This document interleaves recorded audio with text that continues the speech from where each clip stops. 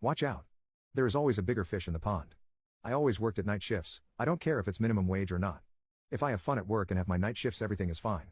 So I ended up as security guard. Payment is okay-ish. Just get paid for breathing air and farting into the chair. Sounds fair enough, huh? Small hint, don't do this at the same time or you will gag. I worked as some sort of supervisor. Night shift manager. Whatever. Man in the middle that coordinates security, cleaning, maintenance, gardeners and so on. So that everything runs smoothly in the background. My workplace is to sit in a 60 square meter room, at my desk. Room itself was packed to the brim with shelves, tool racks, a workbench with a small lathe, lockers, and was used as break room for the staff.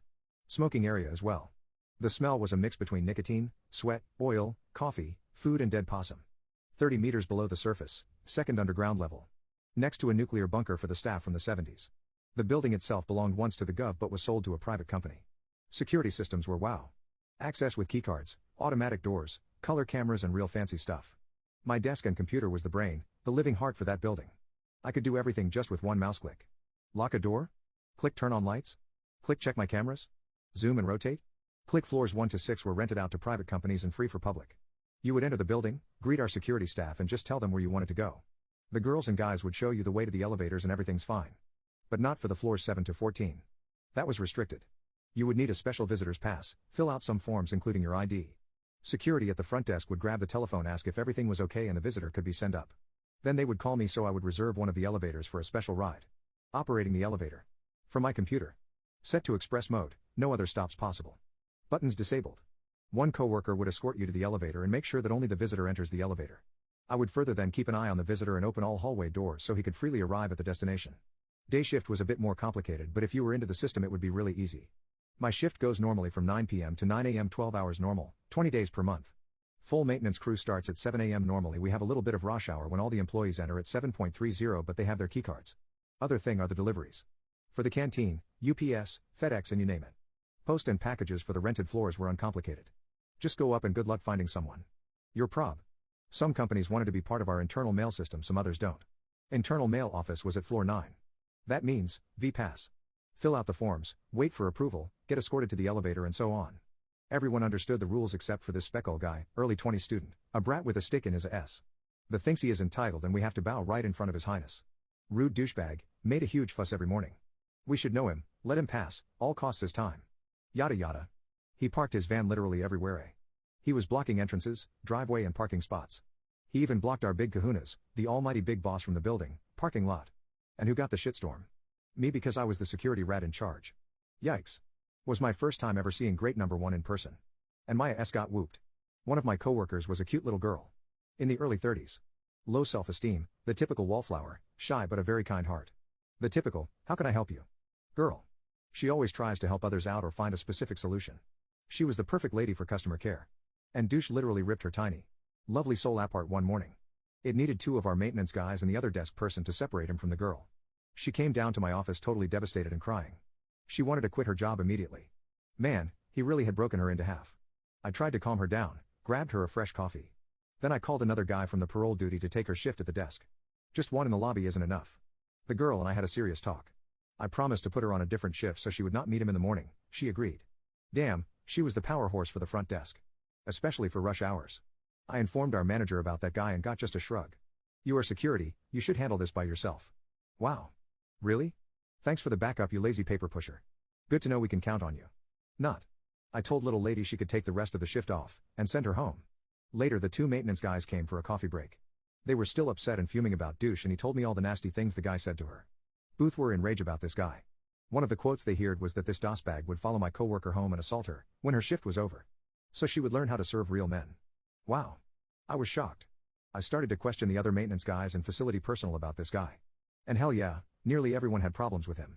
He even get caught pissing outside a side entrance or spitting on the floor. My shift was over and I didn't told my day shift about that. That was something personal. I remembered clearly my manager, we security should handle this alone. Next night I spent most of my time digging through old cam footage just to proof that pissing, littering and if all the stuff was true. For sure it was. It's not that I didn't bev live them or they would lie to me, but maybe they just exaggerated the stories a bit. Nope, I even caught him. On cam tagging one of the walls with a marker. Weekend was coming and I informed the maintenance guy that I need elevator 3 on Monday for a special task and it would not be aviable from 7 to 10 a.m. I then scheduled some routine work at the security system so no logs or cam recordings could be made.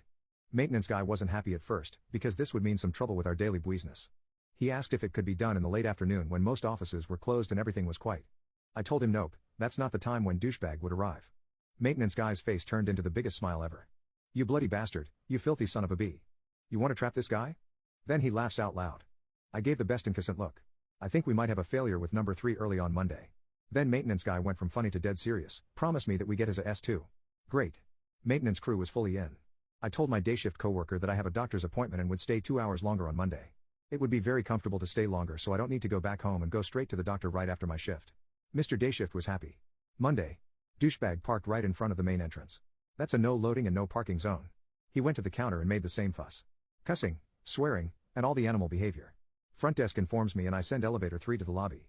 Everything went fine, as usual. He went into the cabin and the elevator went up.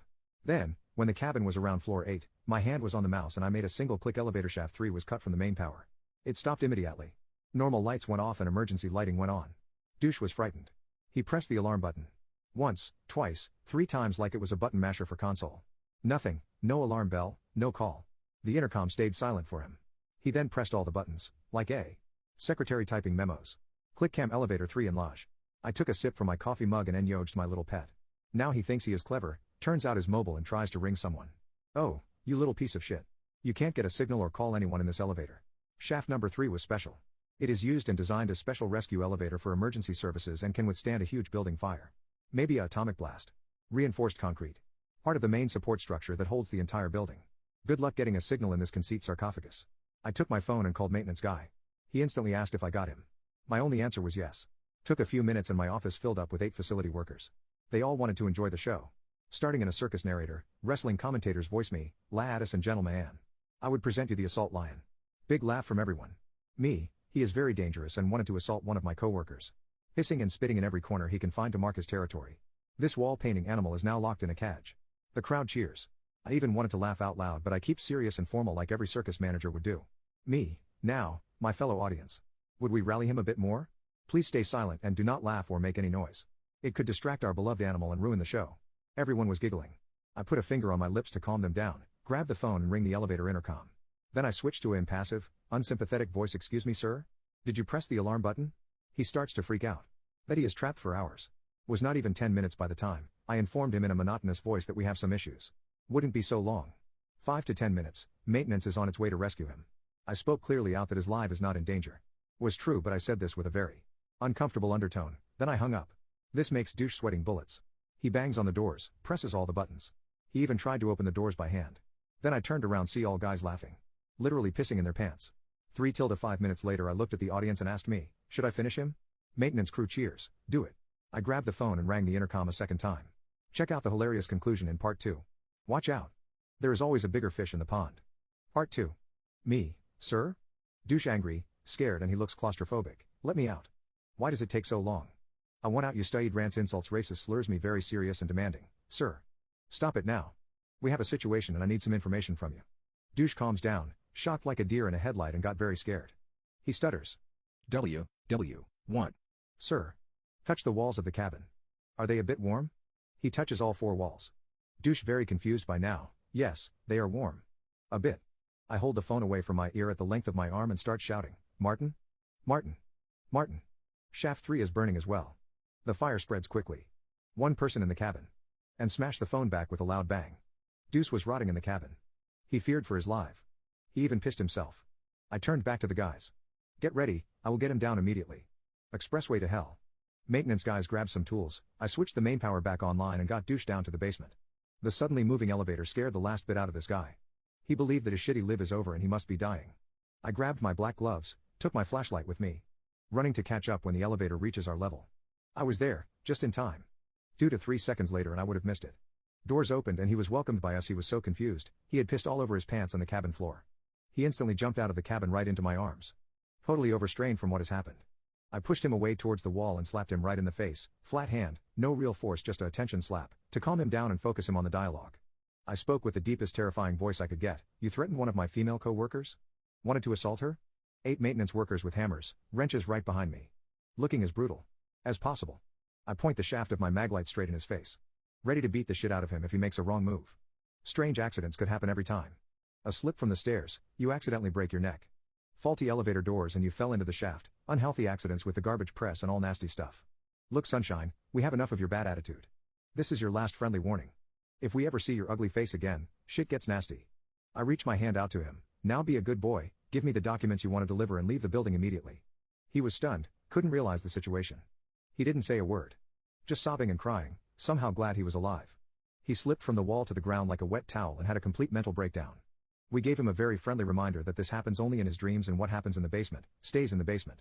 If he ever file a compliment or something official we knew his full name, his private address and then shit would really hit the fan. We explained to him that we have our connections and if we would ever hear a word about a loudmouth delivery guy, we would not so nice again. We escorted him to the bathroom, so he could clean himself up a bit. At least dry his pissed pants with some paper towels. He promised us that he wouldn't do it again, he begged us to let him go. Maybe he thought we would drown him in the toilet? Toilet waterboarding, sounds fun. I like that idea. But nah, he was defeated, he was done. His attitude was broken and he learned his lesson. Then he was escorted out to a side entrance back to his van. Later one of the guys who escorted him out said that he got a nice juicy parking ticket as well. Double strike for the facility team. He came back the next day, heads down, tail between his legs. I asked the desk if there was any problem. Desk said that he acted strange. Coworkers at the desk thought he would make trouble like every day but he was very polite and absolutely friendly. I would say, mission accomplished. The next few weeks were normal, then a new delivery guy showed up. Never asked what happened, but the new guy was cool from the first day. Only downer of this incident was the massive paperwork for all of the missing security logs, missing camera footage and I got a formal warning from the managers. That I should never scheduled maintenance work for security equipment in the morning hours again. My manager told me that we need the security equipment especially during rush hours. He stopped his monologue and dismissed me. I was on my way out, wanted to shut his door. He then threw a sentence in my back with a laughing undertone, "We don't want any tragic accidents." As I closed his door I heard him laughing sarcastically.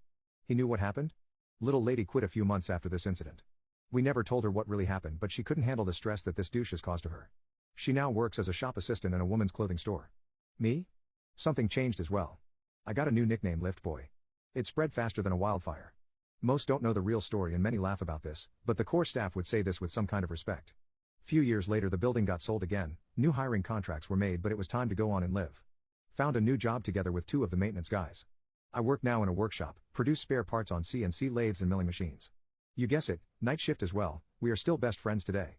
And they still call me Lift Boy. May APS. Yeah, I knew that I crossed the line.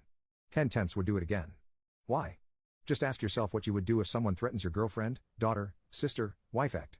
He made a girl cry and quit her job because he thought he was entitled to non-existing privileges. It was not a one-time, "Oopsie, I had a bad day" thing. He was just a brat with a shitty attitude.